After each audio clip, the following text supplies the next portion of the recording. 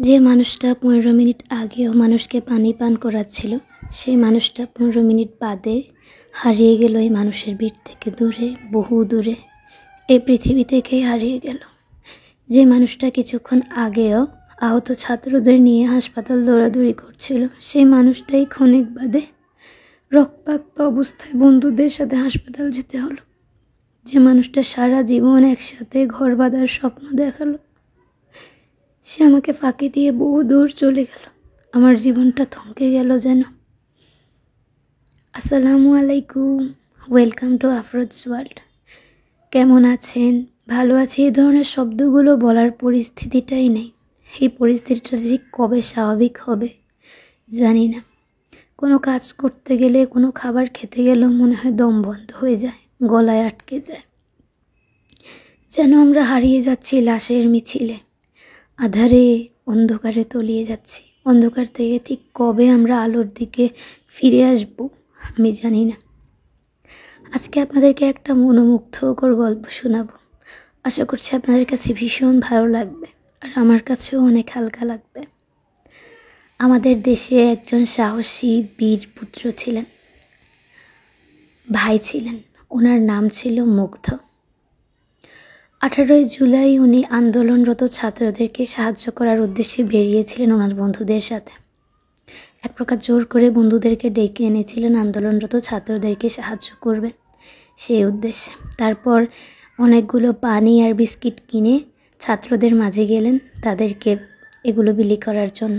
এই যে ভিডিওটা অনেকেই হয়তো দেখেছেন সোশ্যাল মিডিয়ায়, তবে যারা দেখেননি বা যারা জানেন না তাদের উদ্দেশ্যেই আমার কথাগুলো বলা, সাথে নিজের যেহেতু একটু হালকা লাগে। তারপর সবাইকে পানি বিলি করলেন।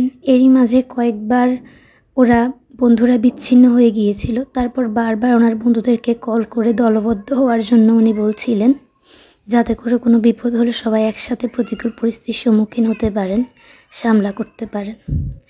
এরই মাঝে কয়েকবার পুলিশের টিয়ার গ্যাস নামক কী হবে আমি আসলে জানি না, এটা খেয়ে ওরা চোখে মুখে জ্বলন হয়ে ভীষণ ক্লান্ত হয়েও পড়েছিলেন। আবার আহত ছাত্রদেরকে নিয়ে কয়েকবার হাসপাতাল দৌড়াদৌড়ি করছেন। তারপর কিছুক্ষণ বিশ্রামের উদ্দেশ্যেই রাস্তার মাঝখানে 3 বন্ধু বসে পড়েছিলেন।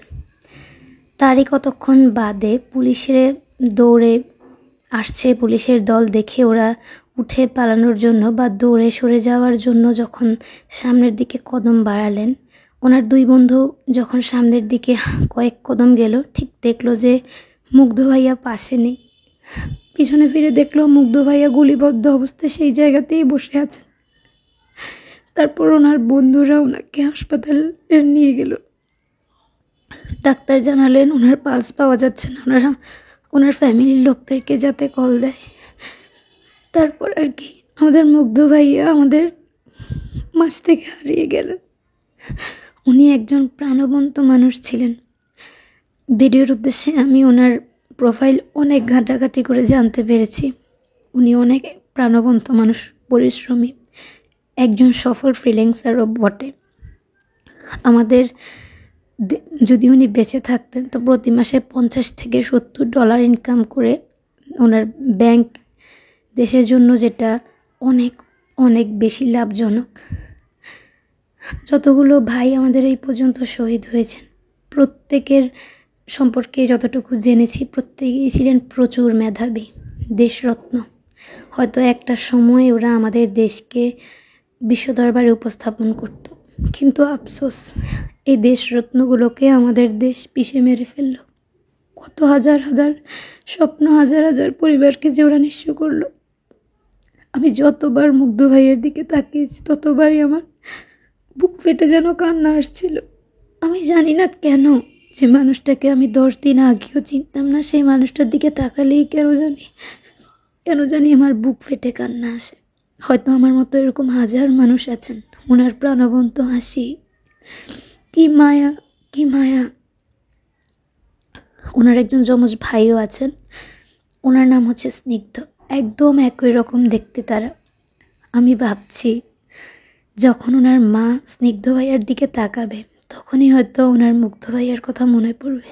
ইস, কি খারাপটাই না লাগবে। ওনার বাগদত্তা, যে একসাথে সারা জীবন বেঁচে থাকার স্বপ্ন দেখেছিল। আগামী 2025 ওদের বিয়ে হওয়ারও কথা ছিল। সে মেয়েটার কি হলো? জীবনটা থমকে গেল না? এই লাশের মিছিল, এই আধার, এই রক্তের বন্যা যে কবে বন্ধ হবে আমি জানি না। শুধু দোয়া করা ছাড়া আসলে আমাদের কাছে আর কোনো উপায় নেই। সবাই ভালো থাকবেন, সুস্থ থাকবেন, সাবধানে থাকবেন, আর দোয়া করতেই থাকবেন। আমাদের এই দোয়া বৃথা যাবে না ইনশাল্লাহ। আল্লাহ হাফিজ।